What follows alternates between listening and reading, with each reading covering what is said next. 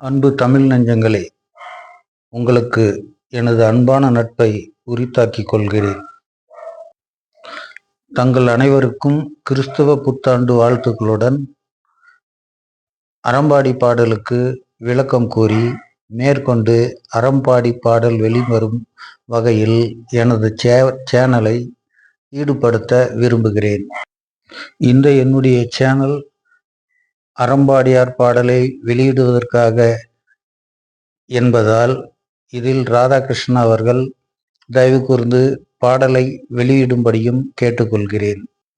மற்றபடி முன்பு சேனல்காரர்கள் போல் அல்லாமல் அவருக்கு ஏதாவது இடர் தரும் வகையிலோ மரியாதையாகவோ மரியாதை குறைவாகவோ அவமரியாதையாகவோ பேசி கமெண்ட் செய்தால் அதை அழித்து விடுவேன் என்றும் அவருக்கு உறுதி அளிக்கிறேன்.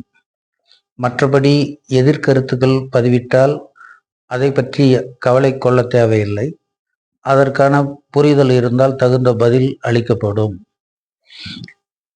முதலாவதாக இரண்டாம் பாகத்தின் முதல் கடவுள் செய்யுள் கடவுளாக அந்த பாடலை பார்ப்போம். எக்காப்பு கலையை எவரிங்கு கற்றாலும் ஈடில்லா தற்காப்புக்கு தன்னதியில் தலையில் தாங்கியோன் தகைசால் தயை மட்டும் பெறாது போயின் எத்தலையும் இயன்றெலா இடைத்தலையாய் இத்தரையில் விழுமே. அதாவது மனிதர்கள் அவர்களாக அவர்கள் புத்தி கூர்மையை வைத்து உருவாக்கி கொள்ளும் அனைத்து காப்புகளும் தெய்வமான சிவனின் உண்மையான காப்பு இருந்தால் மட்டுமே உண்மையாக நலன் பயப்பதாக இருக்கும் என்று கூறுகிறார். அதாவது சிவன் காப்பை தாங்கள் முதலில் பெற வேண்டும் என்று கூறுகிறார். பிறகு எந்த வகையான கலை, கராத்தேவோ குங்ஃபுவோ மற்றபடி இரும்பு கோட்டை அமைத்து அதில் தங்குவதோ அல்லது இங்கு கலை என்று சொல்லும்போது ஒரு கோட்டையை சுற்றி அகலி இருக்கிறது என்றால் அது கோட்டைக்கு பாதுகாவலான ஒரு கலை. கதவிற்கு பூட்டு தாப்பால் போடுவது என்றால் அது ஒரு காப்புக்கு கலை. இவைகளெல்லாம் இருந்தாலும் கூட சிவனுடைய காப்பு இல்லாவிட்டால் இவைகளெல்லாம் உதவாமல் போய்விடும். எனவே சிவனின் காப்பையே முதலில் எதிர்நோக்கி தொழுது பெற்றுக்கொள்ளுங்கள் என்று கூறுகிறார். தன் நதியை தலையில் தாங்கியோன், அதாவது காவிரி தண்ணீராலான நதி, அதை காவிரியை கங்கையை தலையில் சூடியுள்ள சிவனின் தகைசால் தயை மட்டும், அவருடைய தயவு மட்டும் மிகவும் மேன்மையான பெருமை கொண்ட அந்த தயை மட்டும் தாங்கள் பெறாது போயின் எந்த முயற்சியும் முடிந்து எழாமல் வலுவிழந்து தரையில் விழுந்து தோல்வியை சந்திக்கும் என்று கூறுகிறார்.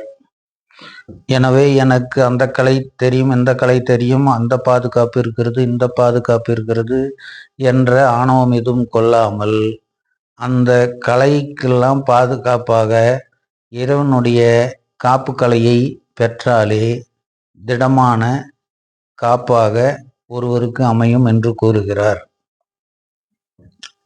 தாதையிலி தருமரமாய் தருமரம் தங்க கவசம் போல் தாங்கியே தரணி ஆளவரும் எங்கள் கல்கியின் ஏறுதலை காக்க பெருங்காப்பாயிருக்க எக்களையும் கற்காதிருந்தும் எழில்மை காப்போர் எண்ணற்றோர் மேதினியில் இருப்பர். இங்கே தாதையிலி தருமரமா என்பதற்கு எவ்வாறெல்லாம் பொருள் கூறலாம், அதில் எந்த பொருள் உரித்தாகும் என்பது தாங்கள் முடிவு கூற வேண்டும். தாளையிலி தருமரமாய் தரும் வரம் காக்க, தருமரமாய் வரம் தருபவர் யார் என்றால் தாதையிலி. அந்த தாதையிலி என்பவர் தந்தை இல்லாதவர். யார் தந்தை இல்லாதவர்? சிவன் என்று சொல்லலாம். இல்லை என்றால் கல்கி தந்தையை இழந்தவராக இருக்கலாம். அவ்வாறு பூக்களையும் கனிகளையும் தரும் மரம் போல ஏராளமான வரங்கள் கல்கிக்கு கிடைப்பதால் அவைகளெல்லாம் தங்க கவசம் போல எவரை தாங்கி தரணி ஆளவரும் எங்கள் கல்கியின் ஏறுதலை காக்க, இந்த புவியை ஆளவரும் கல்கியோட மேற்கொண்டு அவருடைய செயல்கள் ஏறுமுகத்தில் செல்வதற்காக அரணாக நின்று அந்த வரங்கள் எல்லாம் காக்கும் என்கிறார்.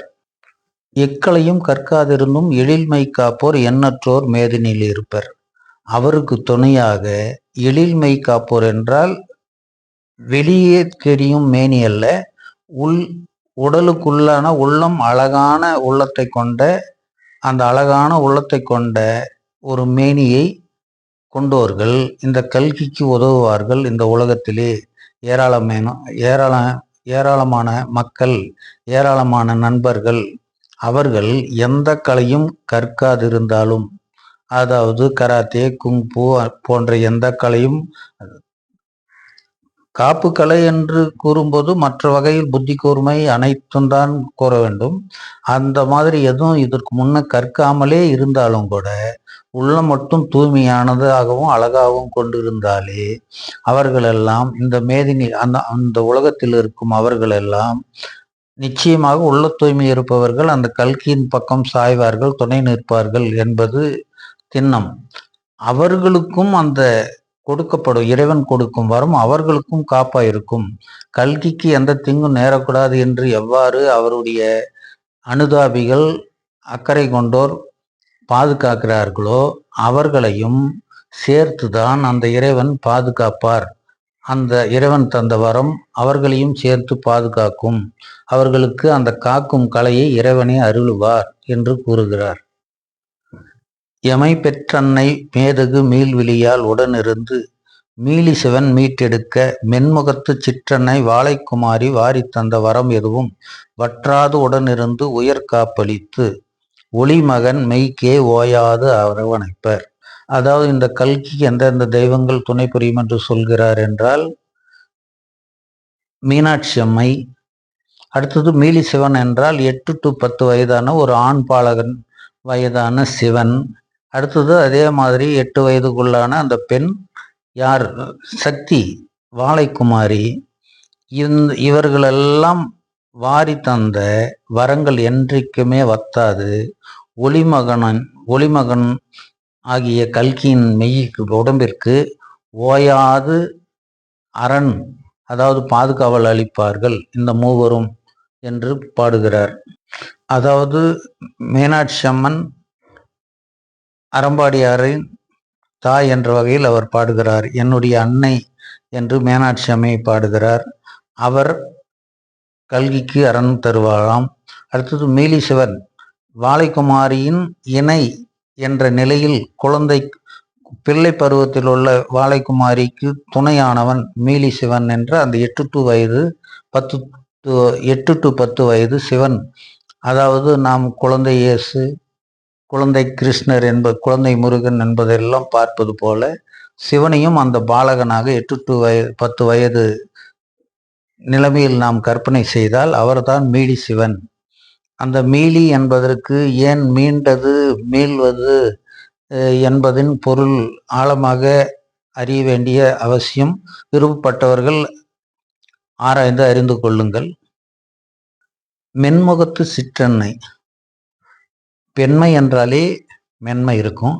அதிலும் அந்த குழந்தை பருவம் 8 வயதுக்கு இருக்கிற குழந்தைன்னா அவங்களுக்குடைய முகம் இன்னும் எவ்வளோ மென்மையாக இருக்கும் அந்த குழந்தை முகம் என்பது கற்பனை செய்யுங்கள். மென்முகத்து சிற்றன்னை வாழைக்குமாரி, அதாவது மீனாட்சி அம்மை அம்மாவாம். மீனாட்சி அம்மாவுக்கு தங்கை மாதிரி வாழைக்குமாரி, அவர் சிற்றம்மா என்றபடி அறம்பாடியார் பாடுகிறார். இவர்களெல்லாம் தருகின்ற வரம் எதுவுமே வற்றியே போகாமல் கல்கிக்கு உடனே இருந்து உயிரையும் காப்பாற்றி அவருடைய உடலையும் காப்பாற்றி நிற்கும், அரணாய் நிற்கும் என்று கூறுகிறார். பொதுவாக அறம்பாடியார் பாடல் என்பது என்றைக்கு மெய் என்று தெரியும் என்று நான் யோசனை செய்த போது எனக்கு கிடைத்த தகவல் என் மூளையில் உதித்தது யாதெனின், அவர் கிட்டத்தட்ட ஒரு 20 ப்ராபசிஸ்க்கு மேல இந்த இதில் சொல்லி இருக்கிறாருன்னு வைங்க. அவைகளெல்லாம் என்றைக்கு ஒவ்வொன்றாக உண்மை என்ற நிலைக்கு வருகிறதோ அப்போதுதான் கல்கியினுடைய அடையாளம் பற்றியும் அல்லது அவர் கூறிய கல்கி பற்றியும் உண்மை என்பது தெரிய வரும்.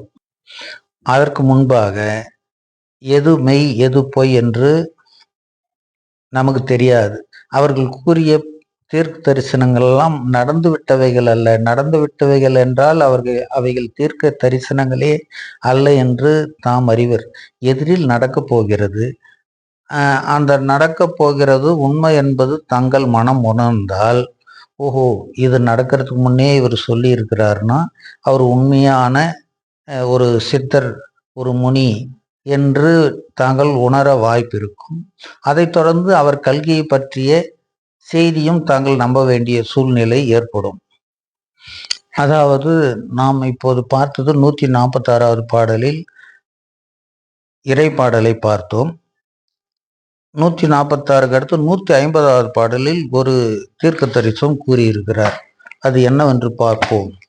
பாதகனின் பாலும் குழுமத்திற்கு பண்புடை நெசவர் பெயரையும் போர்த்தி சென்ற நெறியிலான் பெயரில் நிற்கும் பின்னல் ரகரத்தில் மேவி வந்து சகரத்தின் வடமொழி மெய்யை சந்திக்க ஈற்றில் பெற்று எழுத்துக்கள் 3 என மொழிந்து இறையோனின் பெயரினை கொண்டு இளியோனின் பெயரும் அமையும்.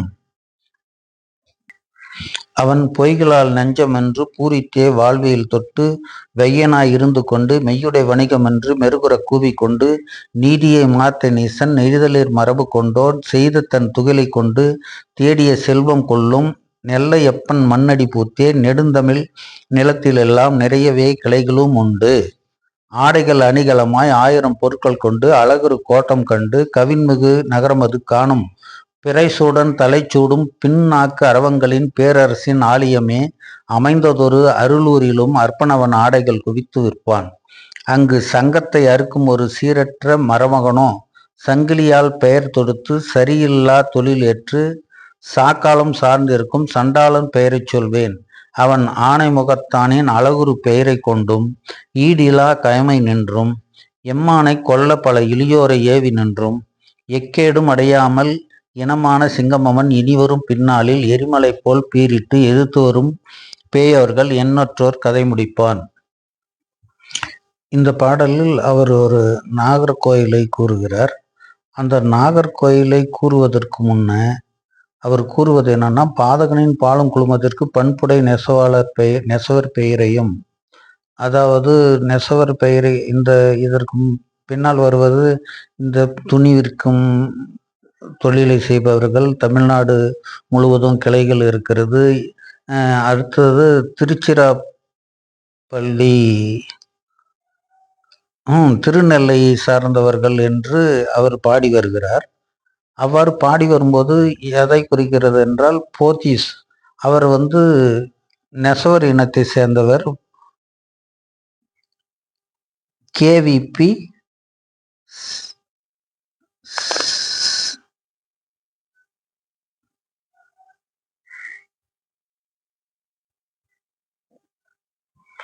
போத்தீஸ் மூப்பனாரின் மகன் கேவிபி சடையாண்டி.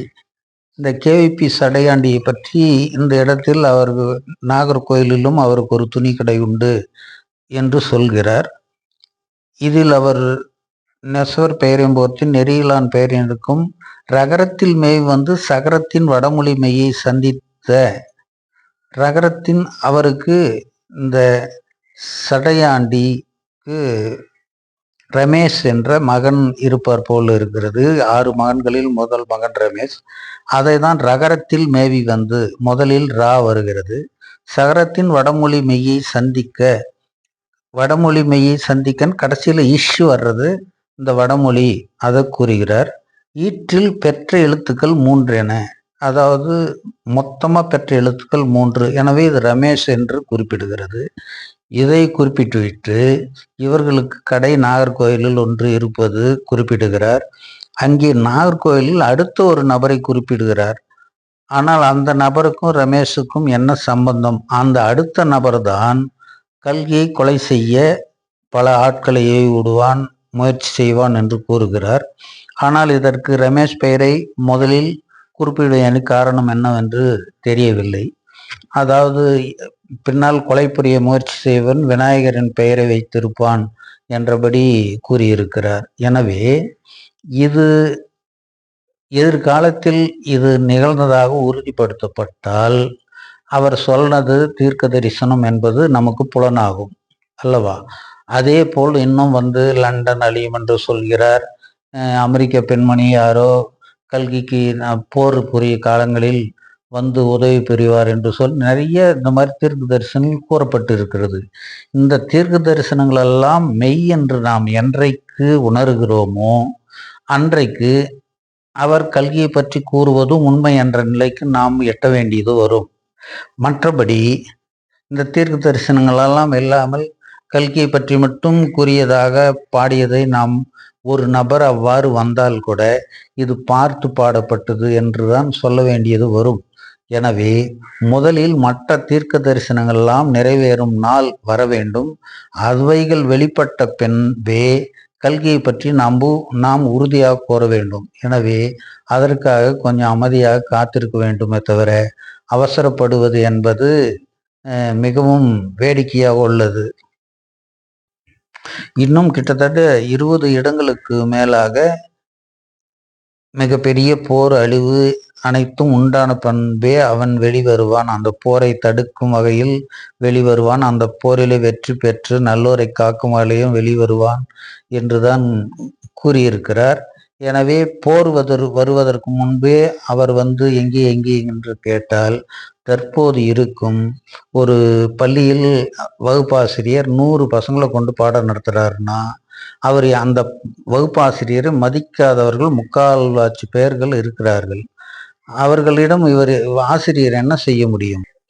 ஆசிரியருக்கு தற்காலத்தில் எவ்வாறு அதிகாரம் இருப்பது என்று தாங்கள் அறிவீர்.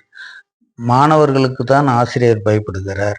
எனவே அது போன்ற மாணவர்கள் ஒருவருக்கொருவர் அடிபட்டு உதைப்பட்டு மாண்டவர்கள் போக மீதி நிற்பவர்கள் டியூஷன் ஆசிரியரிடம் சிறிய எண்ணிக்கை தொகையில் கற்பது போல் கற்கும்போது அந்த ஆசிரியர் சொல்வதை அவர்கள் கேட்பவராக இருப்பார்கள். அந்த ஆசிரியர் விருப்பப்பட்டால் அவரை டியூஷனில் வைத்துக் கொள்ளலாம், இல்லை என்றால் வராதே சென்று விடு என்றால் அந்த உரிமை இருக்கிறது. எனவே அதுபோல இந்த உலகத்தில் ஜனத்தொகை குறைந்தால்தான் அதை குறையும் ஜனத்தொகையில் அழிவோர்கள் கெட்டவர்களாக இருப்பார்கள், நல்லவர்கள் காக்கப்படுவார்கள். அது இறைவனால் முடியும். அந்த கலை அவர் மட்டுமே அறிந்தது. அதை பற்றி அதனுடைய எல்லை பற்றி அதனுடைய ஃபார்முலா பற்றி நாம் அறிந்து கொள்ள நமக்கு சக்தி போதாது என்று உணர்வீர். அதனால் நிச்சயமாக நல்லோர்கள் காக்கப்படுவார்கள். அந்த நல்லோர்கள் மூலம்தான் அவருடைய ஆட்சி தொடரும். அதற்கு முன்பு அக்கிரமத்தில் அழிந்து ஒருவருக்கொருவர் போட்டியிட்டு மண்டையை உடைத்து கொண்டு மாள்பவர்கள் நாட்டில் இருக்கத்தான் செய்வார்கள். அவர்களையெல்லாம் நல்வழிப்படுத்தக்கூடாதா? கெட்டவர்கள் எல்லாம் நல்வழிப்படுத்தக்கூடாதா இறைவன் என்றால், அந்த ஒரு ஆசிரியரின் பேச்சை எவ்வாறு மாணவர்கள் கேட்க மாட்டார்களோ அவ்வாறு கேட்காத மாணவர்கள் இருக்கத்தான் செய்வார்கள். அவர்களை நல்வழிப்படுத்தக்கூடாதா என்ற கோரிக்கை இங்கு தேவையற்றதாக ஆகிவிடுகிறது. எனவே மக்களே, இனிமேல் இந்த சேனலில் ராதாகிருஷ்ணன் அவர்கள் சிவனடியார்களை கேட்டு பாடலை போட்டால் மேற்கொண்டு விளக்கோரை கொடுக்கும்போது கொடுக்கிறோம். மற்றபடி சில பக்தி பாடல்களை போடுவோம்.